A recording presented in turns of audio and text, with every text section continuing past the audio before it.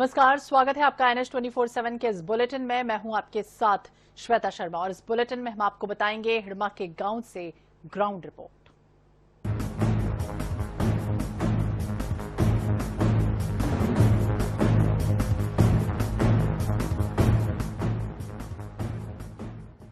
तो देश के मोस्ट वांटेड और लगभग 1,80,00,000 का इनामी नक्सली कमांडर हिड़मा का एनकाउंटर, जिसके बाद INH24/7 की टीम उसके पैतृक गांव पुवर्ती पहुंची।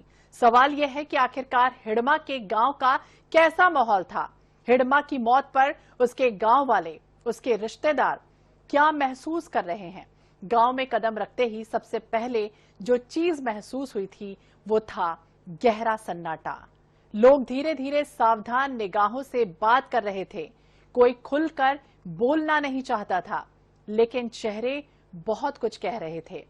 हिड़मा के घर पहुंचने पर एक और चौंकाने वाली तस्वीर हमें दिखी। गांव वालों ने यह भी बताया कि हिड़मा का अपना मकान तो सालों पहले ही ढह चुका है।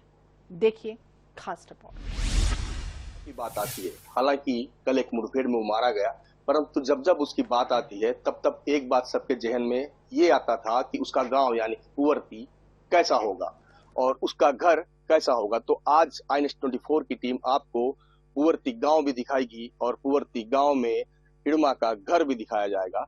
देखिए, आपको सबसे पहले दिखाता हूं कि हिड़मा के घर तक ये सरकार द्वारा लगाया गया ये नल कनेक्शन, इसमें पानी की सुविधा भी है। इसके अलावा ये जो आप बिजली की पोल देख रहे हैं, बिजली की पोल, ये भी हिड़मा के घर तक पहुंचा है और इसी कनेक्शन के माध्यम से हिड़मा का घर अंधेरे से हटकर उजाले की ओर आता है। यहाँ रोशनी होती है। एक बिजली की पोल यहाँ भी लगा है। इसका दिखाओ, ये पूरा घर जो है हिड़मा के भाई का घर है। हिड़मा की माँ यहीं रहती है। ये सोलर पैनल भी लगा हुआ है ताकि उसका घर अंधेरे में ना रहे। यानी कि सरकार की जो योजनाएं हैं वो यहाँ तक पहुंची हैं। ये उनके परिजन हैं, उनके शव का इंतजार कर रहे हैं। इसके अलावा हिड़मा जब नक्सल संगठन में गया तब वो निरक्षर था, उसने पढ़ाई नहीं की। परंतु देखिए, एक नक्सल कमांडर का घर और वो नक्सली कमांडर जो 15 अगस्त और 26 जनवरी के दिनों में स्कूलों में काले झंडे फहराया करते थे, उसके घर में देखिए तिरंगा बना हुआ है। काफी बेहद दिलचस्प तस्वीर है ये। ये जो है सारी चीजें जो एक शिक्षा जरूरी है बच्चों के लिए कहा जाता है, वो चीजें यहाँ पर है। इससे देखकर लगता है कि पिछले 2 सालों में पुवर्ती ने काफी कुछ पाया है। अब तक जितना खोया था उससे कहीं ज्यादा पाया है। ठीक हिड़मा के घर के सामने ये आंगनबाड़ी केंद्र है। हालांकि आज ये बंद है क्योंकि हिड़मा की मौत के बाद से आंगनबाड़ी बंद है। और उसके अलावा ठीक हिड़मा के घर के सामने हाई मास्ट लगा हुआ है। रात को वो भी रोशन होता है और हिड़मा के घर तक सड़क भी बनी हुई है। तो कहीं ना कहीं से देखिए, हिड़मा का ये गांव यानी हिड़मा के नाम से पहचाना जाता है पुवर्ती। तो लोगों को ये लगता था कि हिड़मा का गांव कितना खतरनाक हो सकता है, क्योंकि हिड़मा खतरनाक है। हमने आपकी हिड़मा के पूरे घर को दिखाया और यहाँ शासन की कौन सी योजनाएं पहुंची वो भी दिखाया। तो देखिए, अब हिड़मा के शव का इंतजार उनके परिजन कर रहे हैं।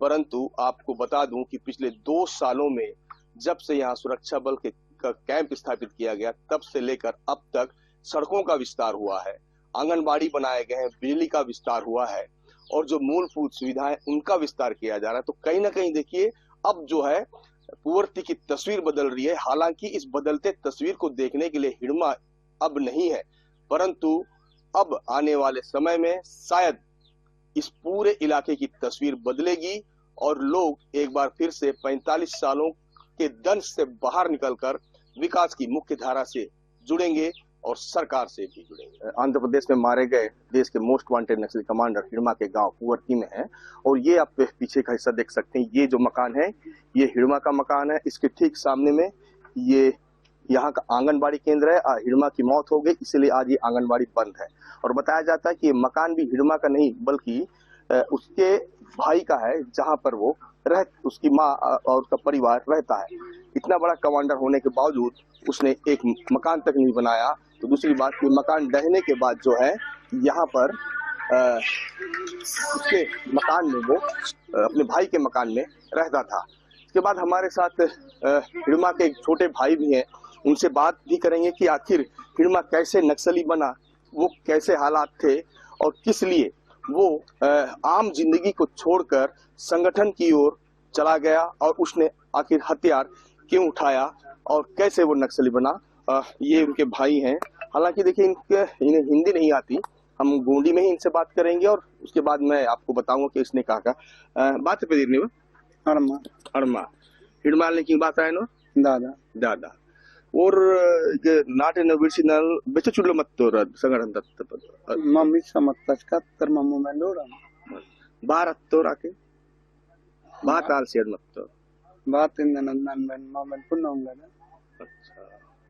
और इकड़िंचा अत्त पेर के बेपुड़े मल्स वक्त तो राइड लोग यायों के कालिनी बेनो के कालिनी बाबा बाबो इंजे मी उन मंत्री वास मत तो रे बारी तो गृह मंत्री वास का तर वन बच्चा की कल वन आप करना दाइयो बात आइयो वन किन चलांडार कैसी लोन के भूमि मिलने का था तस्वन किन्हीं के नल बात करते रहेंगे का आ लास्ट सतनिक बेनो बेनो रत्तो माँ दादा दादा बेचवी रत्तो मोगरा ये हिड़मान यायो बेग मिंदी ये गेम अच्छा ये मेरी बात आल समती नो कि गन तच पहुंचने की आंखें बेले सरकार किन देंगे ये गेम तस पहुंचने दे अच्छा और इग्रिन चात्ते पेर के इनका नक्सली तो रा संगठन तान मत तोर की बेले बुनम तीर पुनवीर पुन्ना अच्छा ममचुल्ला मत तंगा हां ममचुल्ला मना इसका बेपुड़े उनके मिरकल भी रामल स्वरा टिंजोर दादा की मलस्वरा का बना लिया बरकानी जो ममोन मको मने ले मत अच्छा हां ये उनके छोटे भाई हैं। इनका कहना है कि जब ये छोटे थे उसी समय वो यहाँ से संगठन में भर्ती होने चले गए थे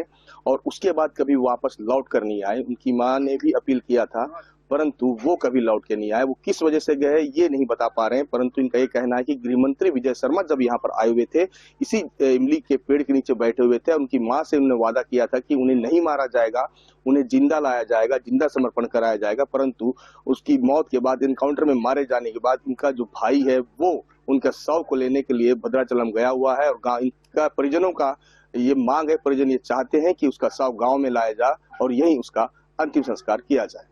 अब हम हिड़मा के गांव पुवर्ती का स्कूल आपको दिखाने जा रहे हैं। ये जो आप देख रहे हैं सीआरपीएफ गुरुकुल, यानी कि देखिए इस तरफ सीआरपीएफ कैंप है पुवर्ती में, यानी कि हिड़मा के गांव में कोई थाना नहीं बल्कि सीआरपीएफ का कैंप है, केंद्रीय रिजर्व पुलिस बल। 150 बीएन के जवान यहाँ पदस्थ है। ये स्कूल है और यहाँ पर जो सुविधाएं ये सीआरपीएफ की ओर से है, ये प्रशासन का विभाग का नहीं है, परंतु सीआरपीएफ का द्वारा खोला गया स्कूल है। और हालांकि इस समय यहाँ शिविर लगा हुआ है, तो ये शिक्षक जो यहाँ पढ़ाते हैं वो हमारे साथ हैं, उनसे बात करते हैं। भाई क्या नाम है? तो आप यहाँ पढ़ाते हो जी? इधर सीआरपीएफ की तरफ से भर्ती किए हैं कि इधर से? जी 4 अच्छा, कितना देते हैं वेतन? 12। तो कितने बच्चे हैं यहाँ पर? जी 28 बच्चे। 28 बच्चे हैं जी। तो कब से खुला स्कूल? 2024 से। उसके पहले कैसे करते थे, कहाँ जाते थे स्कूल? जगारगुंडा चिंताल पढ़ने जाते। अच्छा, तो अब नहीं जाते हैं? जी अभी पढ़ते हैं। अब यहीं पढ़ते हैं जी। तो अब यहाँ गांव में स्कूल खुल गया तो कैसा लगता है? अच्छा है, बढ़िया। अच्छा, और क्या क्या है यहाँ पर? राशन दुकान है जी?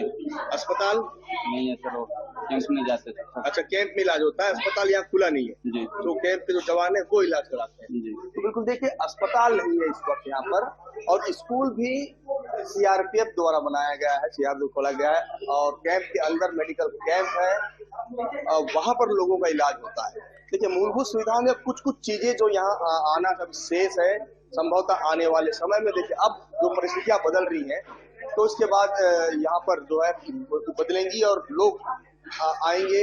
यहाँ की स्थितियां, इसके पीछे एक बार दिखा दीजिए, ये यहाँ का राशन दुकान है। पहले यहाँ के लोगों को करीब 50-100 किलोमीटर का दूरी तय करके राशन लेने जाना पड़ता था, साइकिल से, पैदल, इस तरह ये यहाँ पर पहुंच पाते थे। ये सारी सुविधाएं यहाँ पर देखने को मिल रही है और ये लगभग पिछले 2 साल में ये इन सुविधाओं का विस्तार हुआ है। जब सड़कें यहाँ पर पहुंची है, यहाँ कैंप खोला गया, उसके बाद ये सुविधाएं पहुंची, तो कहीं ना कहीं देखिए बदलाव हो रहा है, पुवर्ती का बदलाव हो रहा है, हिड़मा के गांव का बदलाव हो रहा है।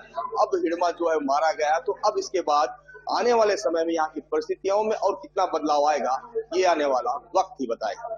खूंखार नक्सली कमांडर हिडमा, जो कल एक एनकाउंटर में मार गिराया गया है, उसके गांव तक कितना विकास हुआ, 2 साल पहले उस गांव की क्या स्थिति थी और वहां तक पहुंचने की कैसे रास्ते थे, किन रास्तों के माध्यम से वहां पहुंचा जाता था, परंतु अब उस इलाके की तस्वीर कैसे बदल रही है, उसकी एक झलक इस वक्त मैं आपको दिखाऊंगा। ये जो सड़क है ये सीधे पुअर्ती जाती है, पुअर्ती यानी हिडमा का गांव, और उसके बाद ये जो आप पुल देख रहे हैं, ऐसे पुल आप इसके पहले जम्मू कश्मीर के उन इलाकों में आपने देखा होगा जो उग्रवाद और आतंकवाद ग्रस्त इलाका था। ये लोहे का पुल बना हुआ है, सीधे तौर पर ये पुल पुअर्ती को जोड़ती है ताकि उस इलाके तक विकास पहुंच सके। इसके पहले यह पूरा इलाका नक्सलियों के कब्जे में था। नक्सली इस इलाके में राज करते थे, उन्हीं का ही एक छत्र राज हुआ करता था, परंतु अब इस इलाके में सड़क का विस्तार हो चुका है।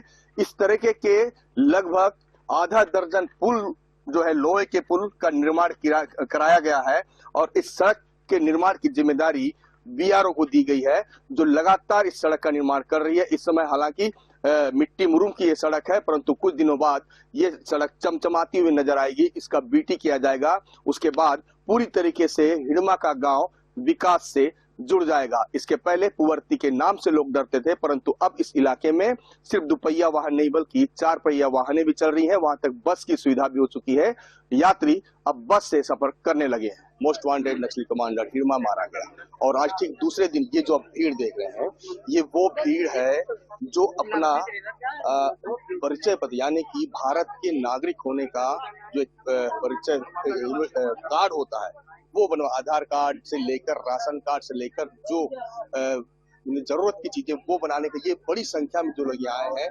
देखिए हर विभाग का एक स्टॉल लगा हुआ है जहां पर ग्रामीणों को रजिस्ट्रेशन होना है और बड़ी संख्या में एक तरफ हिडमा के घर में उसके शव का इंतजार हो रहा है, तो दूसरी तरफ पुअर्ती के अलावा आसपास के जितने भी गांव के लोग हैं वो यहाँ पर पहुंचे हुए हैं।